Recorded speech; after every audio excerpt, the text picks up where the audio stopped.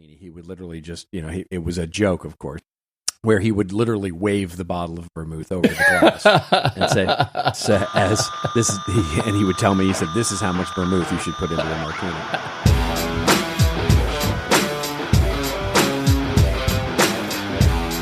Hello and welcome to episode 219 of the Rockstar CMO FA Marketing Podcast.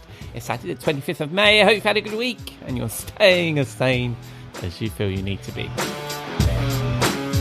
I'm your host, Ian Truscott. I'm not a rockstar, but I am a CMO and trusted advisor. And on this podcast, with the help of my chums, we share marketing street knowledge to inspire your inner rockstar. Come say hello. You can find links to me and my guests in the show notes at rockstarcmo.com.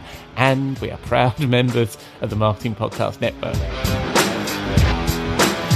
This week, Jeff and I share 5 things to consider when taking B2B products into new markets. And Robert is back in Rockstar CMO Virtual Bar with thoughts about the current state of social media.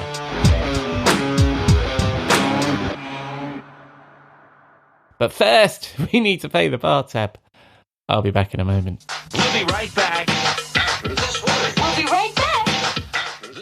You may know you're listening to this show along the Marketing Podcast Network, but did you know there are other great shows on MPN to help your business?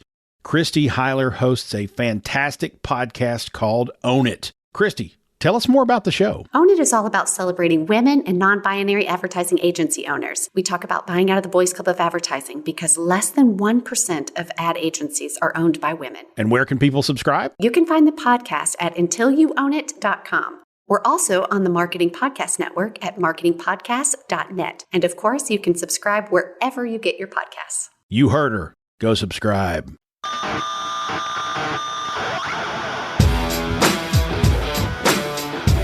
Let's get started with Jeff Clark, our resident strategist and former research director at Forrester in the Rockstar CMO Marketing Studio.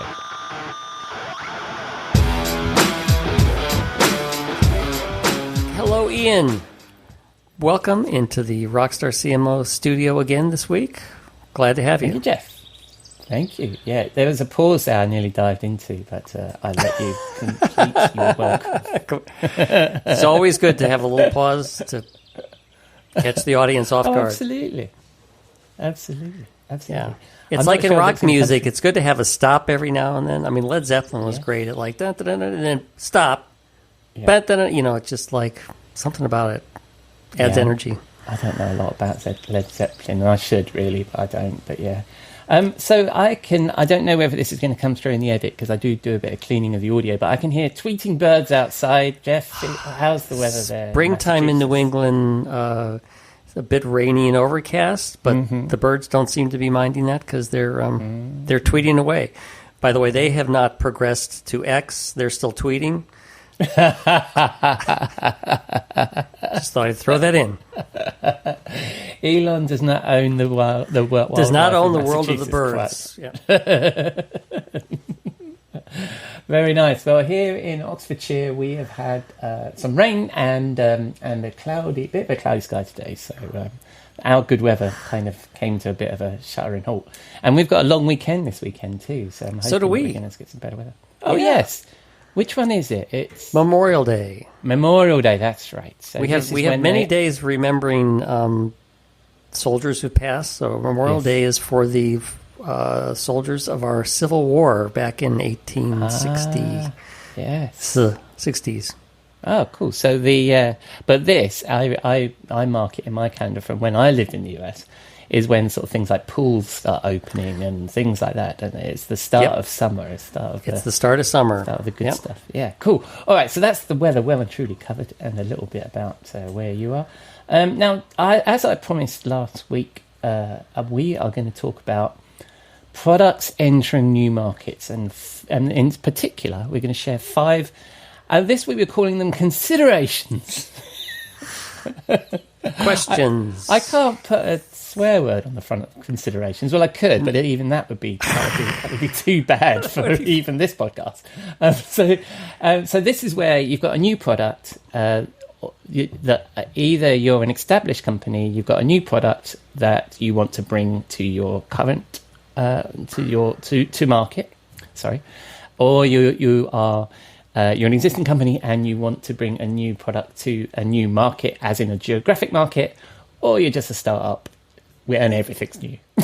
And everything's new. Yeah. Have I got that covered? Yeah. Yeah. So so we're going to talk about some of the things that you need to think about, not just who's going to buy this bloody thing, right? So, Yep. And as I know that you've got some views on this, and I only know that because we do prep before this call. What say you, Jeff?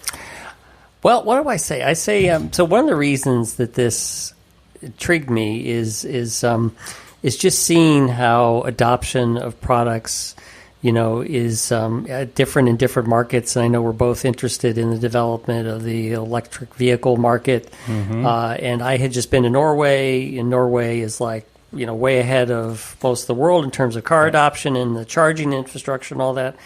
And, and then I come back to the U.S. and, not that we're not, sort of moving along on a traditional curve, but we're behind. And so, so I'm just thinking about, it's like, so what are the things that the dynamics that the people who are trying to enter these markets, what are they thinking about in terms of, their product development, their marketing, their business planning, and the kind of considerations and, and the other kind of, I mean, you kind of alluded to this, but, one of the dynamics is like an EV, the car itself is actually a new paradigm market. That's the terminology we used at Serious Decisions, was the new paradigm. So it's a new way to meet an existing market need.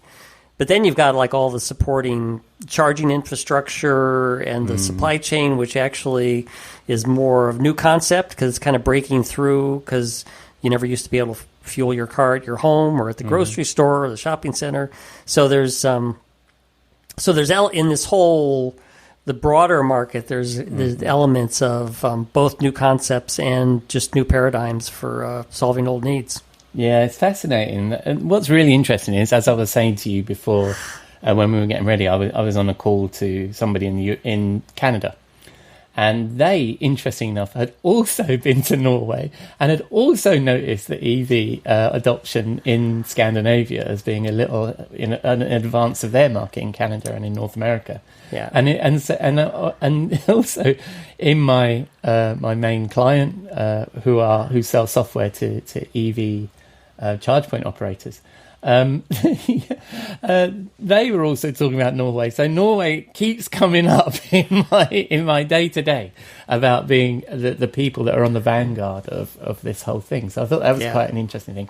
But that's, I mean, you mentioned there, of course, that that kind of paradigm shift, or whatever it is, also has implications not just for consumers buying EVs, but there's other examples here as well. So do you have a B2B? Well, I think you're the company you're working for now. I mean, they're providing software to the charging infrastructure, and certainly everything that is supplying the charging infrastructure, both the physical units from an EV box, charge point, all these different companies, to the software, to and within the cars itself. I mean, traditional internal combustion engines and EVs, both have big supply chains.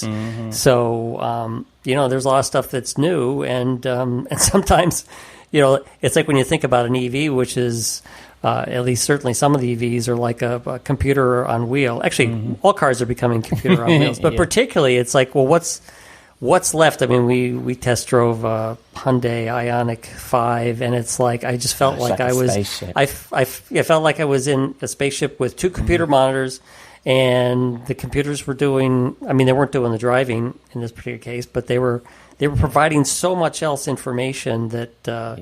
Sometimes it's a little bit overwhelming, but anyway. But that's a rabbit hole we could dive. That is another rabbit hole. But with with the auto industry, there's a gigantic B2B supply chain, so I like this. So a big rock or big pebble drops into the water, and we look at it as a B2C challenge, a consumer challenge, but actually all those ripples that come out all have a B2B implication. So if you're an innovative entrepreneur and you're looking around for things that are happening in the world, quite often a big B2C event like that, there is going to be opportunity for you as a B2B company or a B2B entrepreneur. Is Great that what metaphor. you're saying? Yeah.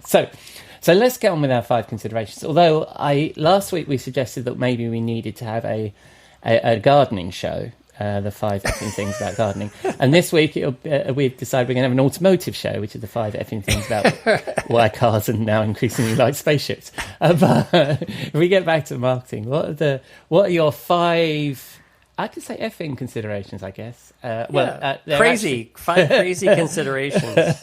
Well, 4 of them are yours, and I'll chuck in one at the end. But Okay. so let's start. What's your first? I think a good place to start, and it's something that you often say, is your product a solution looking for a problem, or is it the other way around? And the definition of a solution is solving a problem.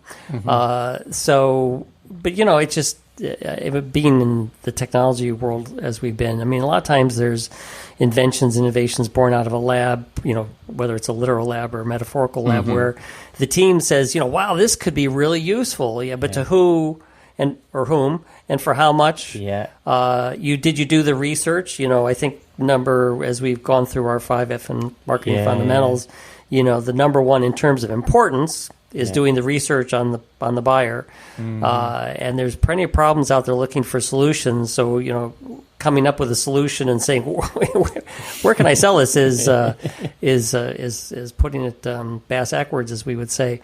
So, I think the recommendation, that we would have, which is something we've talked about a number of times and blogged on, is, determine who the buyer persona or / persona is, and use an ICP, ideal customer profile, to kind of flesh out, the needs, who they are. I mean, there's just so many details that you want to do up front before you put too much money into it. Yeah. And into often, the product. I mean, this is why I think a lot of B2B content marketing is so bad, or content is so bad, because what are the top 5 reasons for buying this product? Well, it's the reason you need this feature, this feature, this feature, and this feature, right? It isn't truly responding to need. So I agree with you. And I think that it's not just solving a need in a market or solving a need for a theoretical company. It's actually solving a problem for a person, not that sort of esoteric benefits for a company. Yeah. And somebody needs to actually give a shit enough that they'll take the risk and can see the benefit to them personally, right? So I think when we talk about buyer personas and ICP, we talk about needs, right? So it's understanding what the buyer's need is, and it has to be their need, not your aspirational desire for selling your products, right? So, I think they probably need this. Well, do they think they probably need this? Well, going back to our EV example, I mean, it's like there's certainly a lot of people that are like, the world needs this, and it's like, well, the world can need it, but the world's not buying it. So you've got to figure out who's the person buying. Exactly, you said, who's the person doing the buying. Touch exactly, and I mean, we're going to touch on some of this in a moment as well, particularly about the EV thing, because that need, I'm going to contradict myself a little bit, is that need could be an external force that's creating the need. So you need to be aware of that, and we'll talk about that in a sec. So what's your second? So is the market mature enough for your offering? So you may have identified the buyer, you may have identified the need, et cetera. But particularly if it's a new concept, actually maybe even if it's a new paradigm, is that you've got to look at that adoption life cycle. And there's the classic adoption life cycle of there's the innovators, then there's the early adopters, then there's the early majority, the late majority, the laggards, the people that wait for it to be fleshed out before they'll take any risks. And so it's a challenge to know how long does it take to get to the point where you're making money. And so oftentimes, and obviously there's rules, and there's people that can break the rules and do things a little bit differently. But it's like you're usually making money when you've crossed that chasm. The Jeffrey Moore crossing the chasm from the early adopter to the early majority. Yeah. And so you can say, I mean, as I think, like even with the example of EVs, if you look country by country and you see adoption rates, it's like, okay, 1% market share of the product category itself, then you've tapped the innovators, and so then you see the purchasing start to accelerate, but you're not guaranteed success either of the product category or of you as one of the vendors, and it's when you get to that early majority when you start to see meaningful market share. And that's typically somewhere around 16% of the market. So if you think of any of these things that are coming into and trying to break in and new with a new paradigm, it's like if they get to 16%, then you start seeing real acceleration, and that's where you, as we go back to our Norway example, once they hit 16%, then it was like zoom up to 95%. Yeah. And so you've got to ask yourself, do I have the minimum viable product, the MVP, not the most valuable player, but the most minimum viable product to satisfy those early adopters, those people who, there's the innovators where you do something kind of new and they want to have the first thing off the block. That's not a good test of whether you're going to be successful long term, but then you got to go in and satisfy the early adopters. And then do you have the staying power to cross the next chasm into the early majority? Or, are there so many players that, which is often the case in our car market, it's like there's just so many players in the market in these early stages, and they're like divvying up things. Can you challenge them? Can you outlast them? Yes. Can you get more of that share like a Tesla has done? Yeah, no, I really like this point. And I think we could probably, we were discussing before, what are going to be the rabbit holes that we perhaps should do another episode. And I think this is really interesting. I think the interesting thing here is when you sort of test these models is that staying power is this potentially going to be a product that attracts the early majority or attracts a majority? It may be a product that only innovators and early adopters are going to like, and that's the entirety of the market. So then it's a question of pricing and funding for your company and what the ceiling will be for the size of. It may not be a company, obviously. Sorry, it might be a product division, or it might be a product within a suite of products. Trying to be general, I'm got my startup head on, but I think that, but that's fine as long as you recognise that, because that's going to impact your funding. Because what you don't want is this, because that's the chasm, isn't it, that Geoffrey Moore talks about, is you could just fall down it if you're predicting that you're going to make it to the early majority and your business plan depends on that, and you don't, then you fall down the chasm and you die. Yeah. So I think that, and you hear on the way down. Yeah. And I also think this idea of having lots of players at this early stage of adoption, because I think there's another rabbit hole we could go down, and something I've sort of talked about a little bit is you need a market, you need competitors, but because that defines the category. But at some point it becomes saturated and the buyer can't tell the difference and it gets all very confusing, right? And there isn't quite enough money in this category yet to sustain more than 4 or 5 players, right? So again, I think that's a really interesting thing. Not to beat the dead Norwegian horse, but it's like, it's like almost every car company that offers an EV is selling in Norway, and so it's not a gigantic market, but it's like, and so you see, it's like, well, is this company going to be successful when it goes to Great Britain? Is it going to be successful if it goes to the US? Is it going to, and then you get the Chinese companies that are going to come in and undercut from a price perspective, and then. Come on. Yeah, it's whoa. I mean, it sounds like you and I could talk about EVs quite a lot. And the other thing is, just on that, exactly to your point, is in part of my sort of day job research with this client is there are over 40 EV models being launched just in the UK this year. So absolutely but we need to try and keep it on this thing.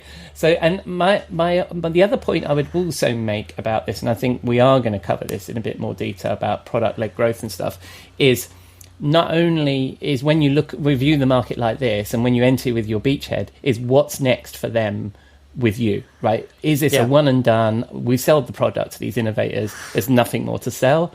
Or have you got something built into your strategy, which is, because the cost of capturing a customer is really high and hard, have you got a strategy for being able to I was going to say milk that. That doesn't sound like a very good analogy, but to enable you to keep providing value to this customer and getting revenue from this same customer was part of that as well. Anyway, so now I'm going off into a bloody tangent. That's definitely a rabbit hole for another day. Yeah. So We need somebody to capture all the rabbit holes. Yeah, so you're not going to... So shockingly enough, we're only at number 3. So what's number 3, Number Jeff? 3, we'll do this one quick. Are there any lessons that worked in the current market? So this would be more for existing companies that are either going into new markets or coming up with a new paradigm themselves. And so one of the issues that mature companies have is they're challenged, by a new paradigm competitor like a Ford by Tesla. And do they have the institutional memory to remember what it was like when they were part of the big market shift? Or, like when Microsoft or, IBM captured market, with the whole DOS thing, but they had Microsoft helping them, and then Microsoft says, "Okay, now we're going to do that." Yeah. And then IBM didn't remember what what it took for them to capture or recapture the market. And so I think you've got to ask really tough questions. It's like, so what are our profit loss expectations? What are our is it about gaining market share? Is it about developing brand? And certainly in the car business, a lot of them have spun off brands to try to capture the economy market or whatever else, and they weren't successful. Do you want to be appeared as one of the vendors that gets it? We're the old company, but now we get it. And so you're trying to appeal to those early stage buyers. Or is this really more about kind of waiting out a market shift? A company like Toyota has somewhat waited out a market shift to see where EVs are going to get established before they're coming out with their line. Same thing with Honda. So this is where you really should conduct a good SWOT analysis: strengths, weaknesses, opportunities, and threats, to see in these the new markets. What are the things that you can leverage? What are the strengths you can leverage? What are the vendor weaknesses? How do you capture that opportunity? And if you can dig up an old SWOT analysis I remember being part of SWOT analysis for a number of partners at a company, and it's like, it was interesting to do, kind of do this on a regular basis, because you really see how things can change over time. Yes. So it is a regular exercise, and to keep the historical record so you can learn from what you evaluated in the past, whether you got it right or wrong. I'm giggling a little bit there, because it's just to get somebody to refer to a personas document that you produced 3 months ago is hard enough. Like a SWOT analysis you did on the anyway. But this is also a really good point, and what I also like here is it's a bit like where Apple are at the moment with AI. Is everybody saying, well, Apple are really good when something becomes established, and then they'll enter the market, or they'll put their own flavour on it, which I think is an interesting strategy. You don't necessarily need to be the innovator in the market. You can let somebody else figure out that innovator early thing, and then when the actual category becomes mainstream is when you enter the market, which I think is a decent enough strategy, which I think you're inferring there. And so I think in that example, Apple can innovate in the user accessibility, and where others just purely were innovating on functionality. Yeah, absolutely. And it's funny because I had an investor advisory call the other day, and they were talking to me about the content management business, and oh my god, man, it was almost funny because it was almost funny. It was almost funny because exactly what you're saying about the way that Ford has forgotten how it was once a disruptor. IBM were once disruptor. All of these companies were once disruptors. They were all once disruptors. And it's the same in the large software categories as well. So your people like Sitecore and Acquia and all those guys. And now the guys that are moving towards enterprise, they're leaving behind their core audience, and they're ripe for disruption. And now people are coming along saying, this is a market that's ripe for disruption. You're like, oh God, we've been here before. But some of those companies I've just mentioned have forgotten what it was like to disrupt the market. And so I think this is a really interesting point. If only they could find their old SWOT analysis. But anyway. Oftentimes they get too used to profit margins. I mean, that is a challenge in all these businesses, particularly the car businesses. You get used to a big profit margin. It's like, we can't make something that we're going to lose money on for too long. Absolutely. And yet a young, sprightly innovator that's funded differently can go do that. And not just in the car market, but that's also what happens in the software industry, right? Is that, the great thing about open source was it was funded by people providing free code, basically. And then other vendors have come in funded by well-backed VCs and stuff, and they can disrupt the market because they've got free money or cheap money. So that was our third. What's our fourth? You really need, and this is kind of going back to populating our SWOT analysis, what external forces are helping or hurting market maturity. So, like in the EV market, I mean, Norway got way ahead because of using tax incentives or basically removing taxes to incent people to buy. The U.S. is lagging. If they're at 90%, the U.S. is like at 6.2%. Well, our incentives are kind of complicated, and most other countries are kind of somewhere in the middle. So, government regulations, financial incentives are important. Private financial incentives. If there's companies out there, and certainly like the big tech vendors, like Google and Amazon or whatever, will offer things where they're not necessarily making any money, but they're, they're putting private incentives to gain market share. Absence of solutions. I mean, one of the things I was thinking about, with one of the companies I work with, they do a lot of work in cybersecurity. So, the internet created problems. Yeah. There was no solution. Somebody's got to figure this out quick. The relative pain with the current solutions, like if what's in the market right now is not satisfying the buyers. Social issues. I mean, this kind of gets into where we're talking about adjacent trends. There, things are happening that people are they're going a certain way. And obviously, in EVs, the U.S. kind of becomes a political statement. But other things we've been through recently, the pandemic, created a ton of things around working from home, people living remotely, changing buying habits, opened up opportunities. Like I think about restaurants that got onto home delivery, and then they continue to do it because still makes sense. Another external factor, certainly the cost of goods and labor that are required for the solution itself, because then you get into the issue, can I get the price point down to something that's going to be acceptable, particularly as the market matures. And that is the challenge is understanding how these trends are going to work, particularly when you're looking at something that adoption is going to happen years, maybe decades. So doing that SWOT analysis and understanding the external forces that can be both threats and opportunities is absolutely necessary. Again, this is incredibly interesting because, like you said about COVID affecting the restaurant industry, even in my town, there are food purveyors of food. You can't call them restaurants because they're in industrial units and they only serve takeaway or Deliveroo or Uber or whatever, right?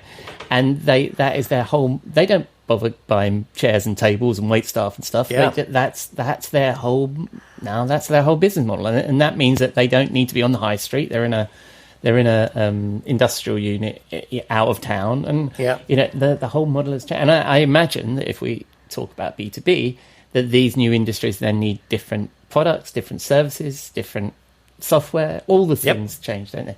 I like that. But what I got thinking about when I was looking at these, and I love your four. By the way, I'll just summarize your four, which were that is this a product or solution looking for a problem? So some bright spark has come up with something, but is it real? And is there a person that gives a fuck?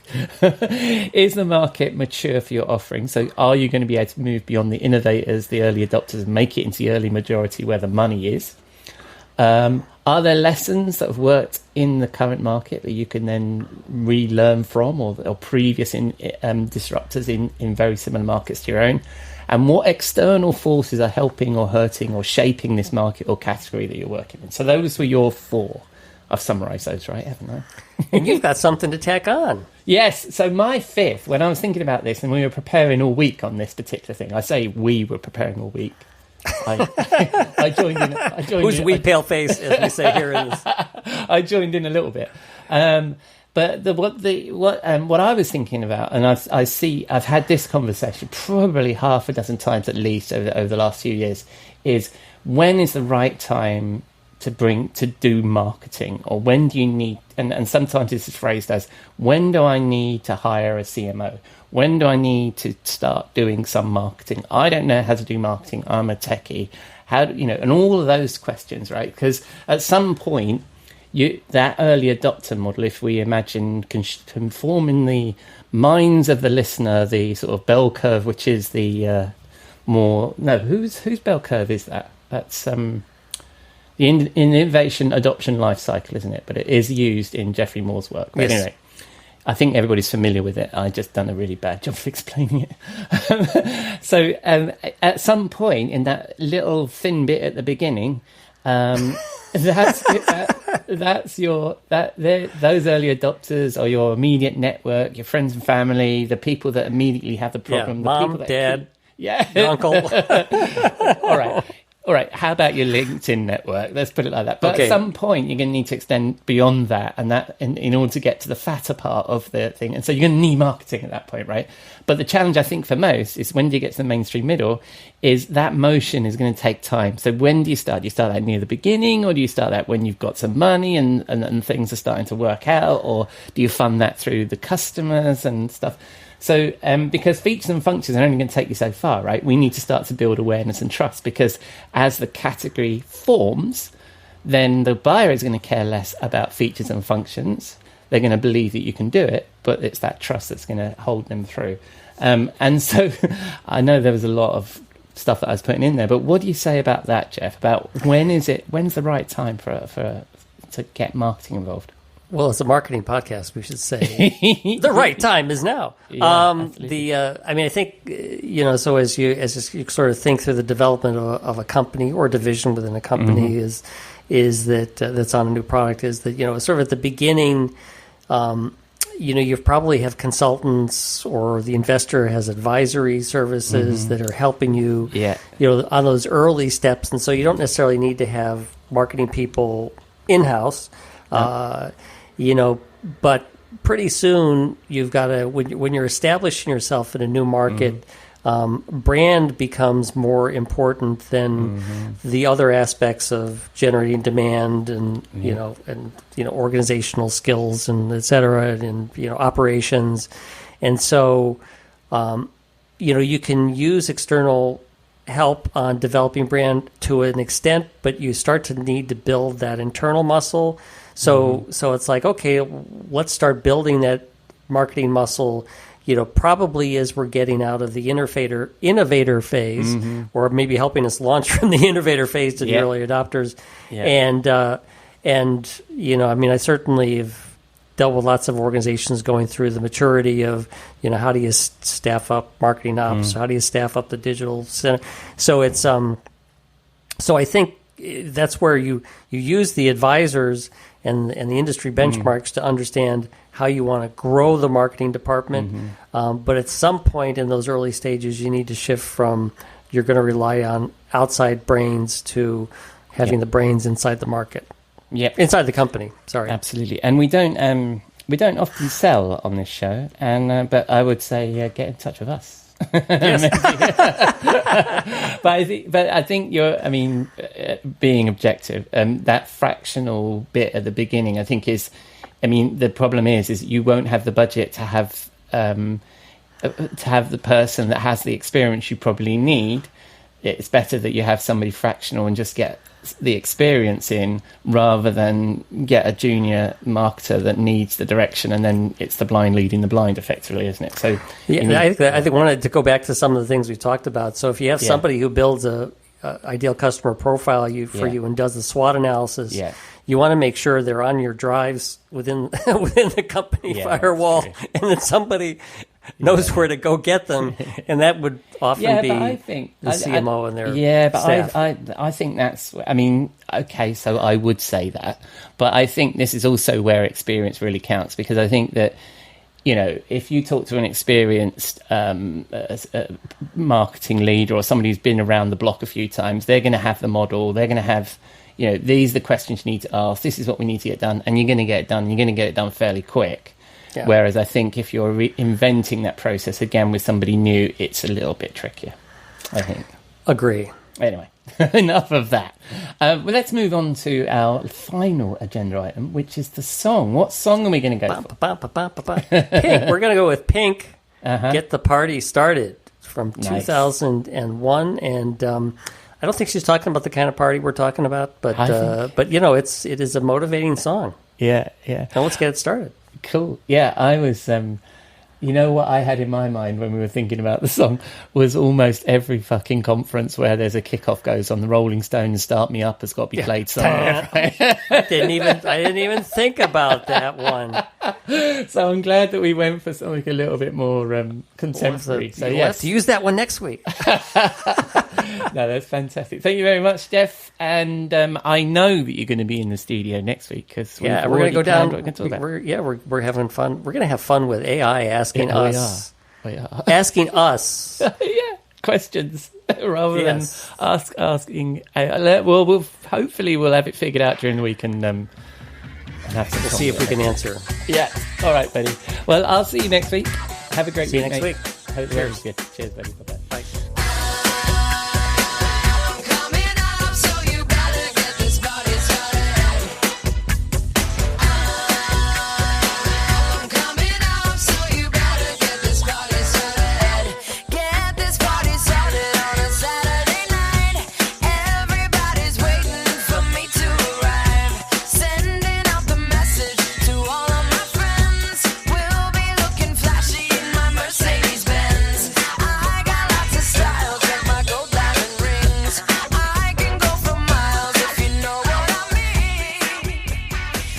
Jeff, that was a little bit of Pink and Get the Party Started from 2001. And if you have any thoughts on maybe there's something we missed there, or you fancy a chat about taking your products to market, you know where to find us, rockstarcmo.com. Right, it's that time of the week to retire to the Rockstar CMO virtual bar for a cocktail and a chat with my chum Robert Rose, Chief Troublemaker at the Content Advisor.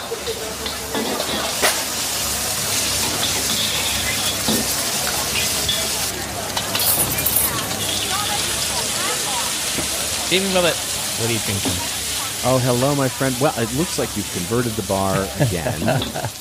I'm so pleased to see all of these cooks in here. This looks like if you turned it into a Chinese restaurant. There are so many different dishes being made and fried, and smells delicious in here. And wow, but very noisy. I will tell you, it's very, very, very noisy. I mean, I suppose you had to scale it, right, to make it available to everybody. But good stuff. Well, yeah, I'm trying to think of a link of that thing that you've just thrown at me as to why we might be doing it. I think we're actually hosting the Next Best Chef in America show. Ah, there we go. All right. So you're going for the Asian cuisine, I see. Yes. All right. Yes, that's the week this week. And as you can see over there, one of those famous presenters that presents this sort of show, whose name I can't remember at the moment. That's perfect. I love it. Going showbiz. Yeah, well, you've got to branch out a bit, as you say. You know, you've got to diversify with your content offerings. And Rockstar CMO Bar this week is a studio. Yeah. Very good. I like it. All right. Well, as we move away from these very noisy chefs. Yes. Do you have a drink for us? We do have a drink. Yes, we do have a drink. Thank you for moving things along. All right. Yes, we do have a drink. I have a drink this week that is either going to make people hate us or love us. Splendid. There's no in between. Oh. This is what you may end up being on the opposite side of this as well. This is called a wet martini. So everybody has heard, of course, of the dry martini, and that made famous by James Bond, of course, and everybody seems to order their martini dry, to the point where when my dad would make a martini, he would literally just, it was a joke, of course, but he was, I don't know how not serious about it he was. where he would literally wave the bottle of vermouth over the glass and say, as this, and he would tell me, he said, "This is how much vermouth you should put into a martini." And so, and that's how I learned to make and drink martinis as a child. As a child, and so, this is the opposite of that. This is called a wet martini, which is ostensibly it's a martini. Gin, of course, we're going to go with gin. Yeah. And so Good man. here we're going to go 2 parts gin to 1 part dry vermouth. Which, so for those of you who are martini makers, you're going to go, wow, that's a lot of vermouth. Yes, it is. Purposely so. It's as easy as that, right? You know, same garnish with a lemon twist or whatever you're doing, whatever you like to put into your, whether you put in olives or whatever you put into your martini, but it's 2 to 1 basically instead of 2 to like 0.25 or whatever, Nice. or waving the bottle over, whichever is your idea. Stir it, shake it, strain it, whatever you like to do. Yeah. Pour it into your coupe glass, and away you go with your wet martini. Nice. It's a change of pace. It's not my favorite, but it's a nice change of pace for a martini, and it certainly celebrates the fact if you've got a nice vermouth. Yeah. There you go. No, you and I have drunk.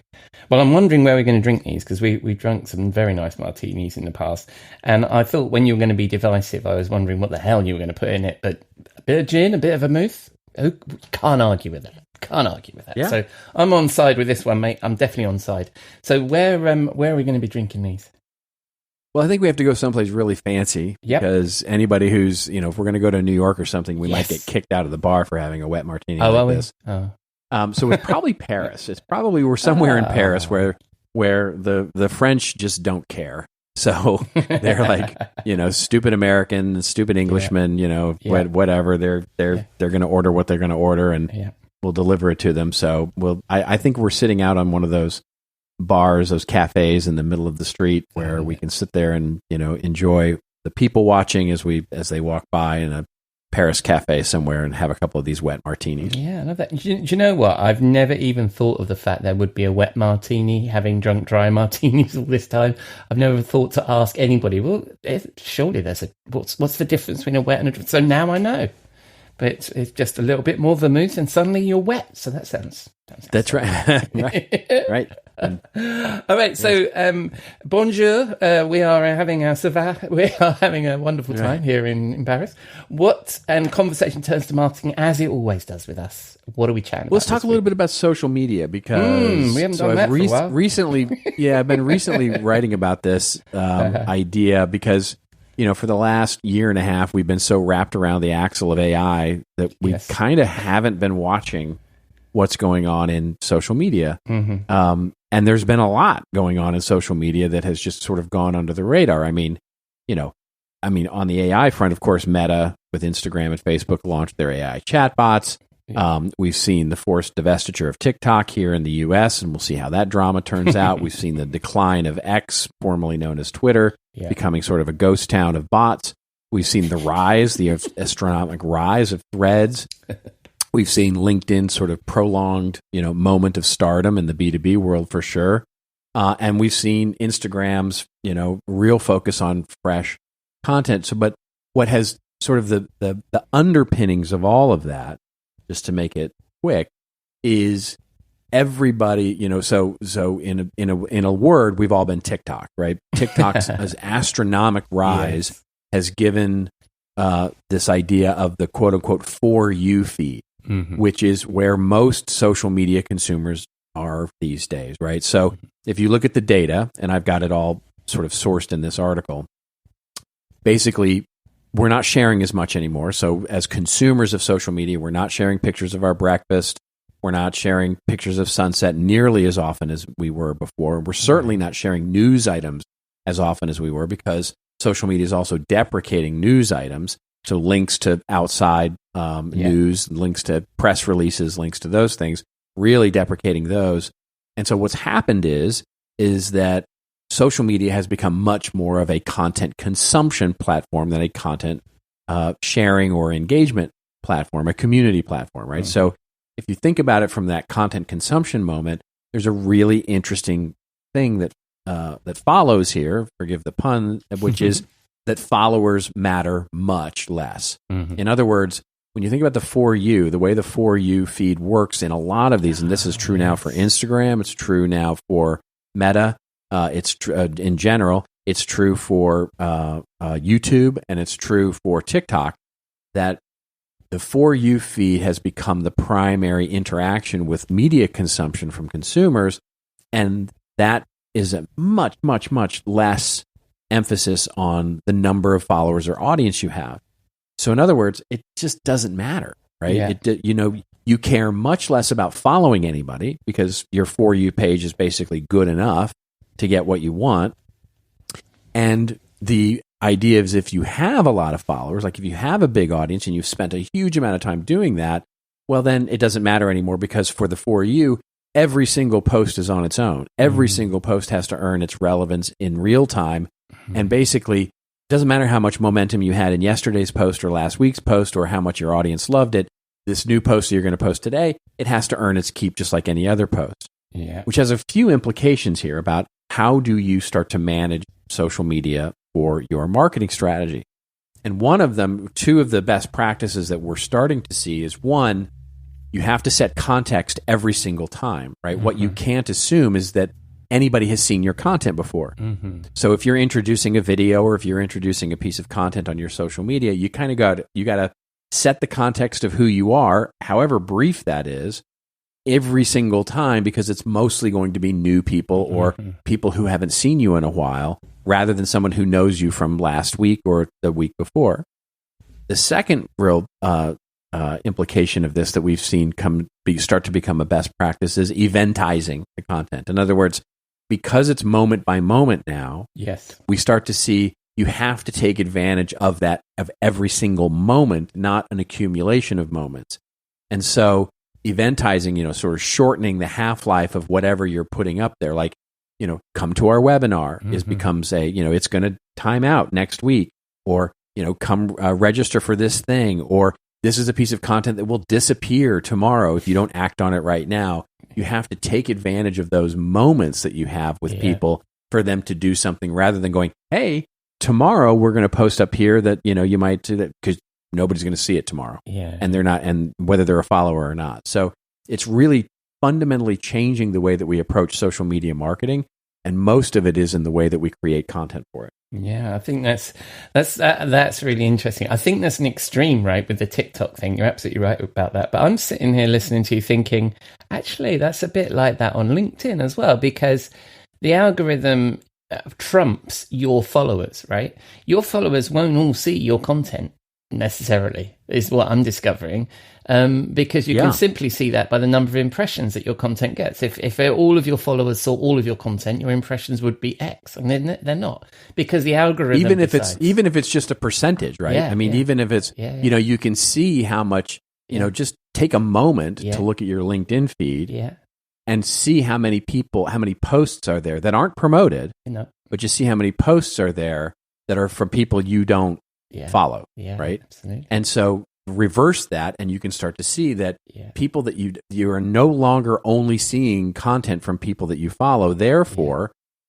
when you create content, all of your followers are not seeing your content either, because it's just a squeeze, right? It's just you're getting squeezed out for some other portion. That might be 10%, it might be 90%. Doesn't matter. It's de-emphasizing the follower as an important signal of relevance. Yeah, but I think even if you're not a TikToker or an Instagrammer, I think there is something here to bear in mind, isn't it, about the quality of that piece of content, and not to assume that somebody has consumed any content from you before. So you need to do that setup. And I see that a lot in sort of linked, even in email campaigns and stuff, where you seem to be part of a nurture. You've missed the 3 previous emails, and somebody's saying to you, "Are you dead? Have you held hostage or something?" And it's like, no, right. Don't assume I know you have read anything previous to this, any of the other 4 emails you sent me, or whatever it is. I know that this is a completely different example to what you're saying, but it's a bit like that, isn't it? That you have you have to set that context every single time, which makes it harder to as I've discovered personally, it makes it a little harder to pivot and create a new message on an existing brand. Yeah. Because you when you're pivoting, you're counting on people knowing you who knew you before, right? Yeah.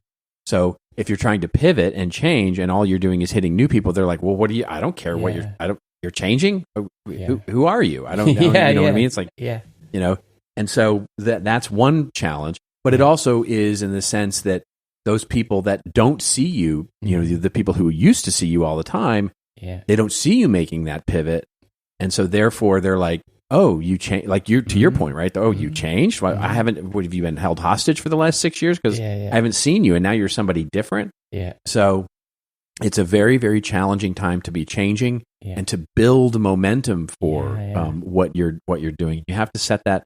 That's an email. That's now because it's becoming a media consumption habit, not just an algorithm. It's becoming the way that we consume media. Yeah. Where we literally need when you watch the Netflix show and the first 5 minutes are the recap from last week because they have to set that context for you. Because who knows if you're coming in for the first time or not? So they set up the content. Last week on Suits, right? So they'll give you the sort of context that you need to follow the show, whether or not you are a longtime fan or whatever. Now you can with Netflix you can skip it. With on social media you can't skip it. Yeah. But I do think, there's a rabbit hole that we can totally go down in terms of, it's cruel for people that are forming their businesses around this, but it's that rented land thing. And there are places where you can attract the people who are going to, binge watch your content, isn't it? And that's the positive side of this sword, right? So the positive side of this sword is that where organic reach in the days where followers were signals, but there was just, you were not getting any reach to them. It was all about, we just turned social media into a paid media. Mm-hmm. But with the lack of sharing and the lack of news and the lack of, and I say lack in quotes, of course, because it's not really a lack. It's just smaller than it was.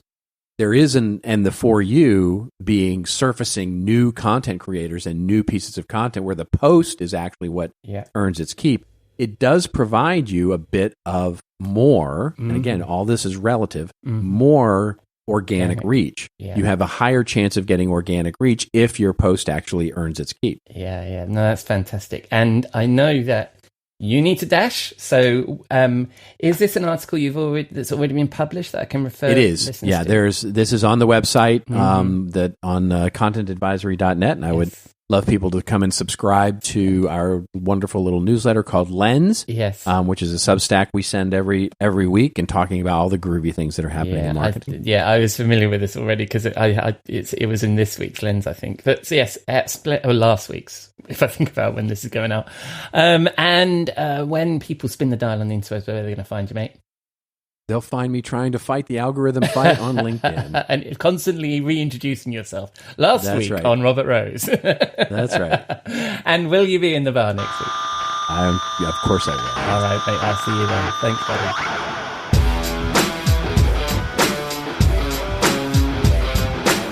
Thank you, Robert.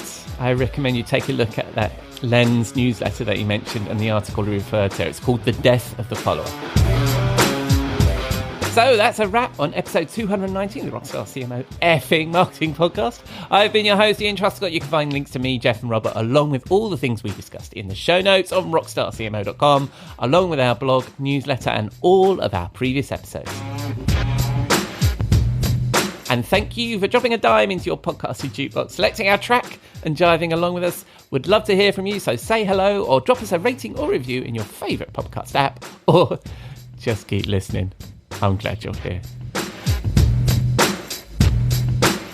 Next week, Jeff and I are planning something fun, maybe. We're picking top questions on a topic from ChatGPT, and Robert will be back in the virtual bar with a cocktail and his weekly marketing thoughts. Until then, have a great week, and I hope you'll again join us here next week on Rockstar CMO FM.